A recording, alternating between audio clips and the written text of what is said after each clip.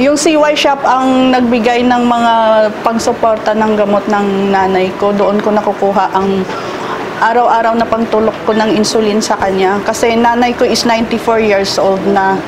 Kaya kailangan alagaan namin hanggang sa makakaya namin, sir, igagapang talaga namin magulang namin. Pasalamat talaga ako na nandyan si CY.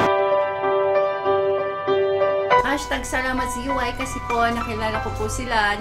Dito po sa CY na hindi ka po pababayaan nila. Hindi po yung as a part ng business partner na kung naging down ka na, pabayaan ka na lang. Dito kasi sa CY, once na down ka o hindi ka masyadong active, na talagang ililift up kanila pataas para po matulungan ka na makabangon ulit. So nagpapasalamat po kay Ma'am Ram kasi matyaga po siya matyaga siyang nagtuturo sa mga kahit OFW, malalayo.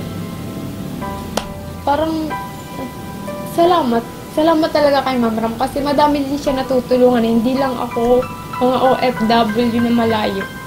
Kasi yun ang mahirap kasi yung iba, hindi alam ko paano magninegosyo. Pero si Ma'am Ram kasi nandiyan para tulungan yung iba na hindi nila kaya umpisahan yung negosyo.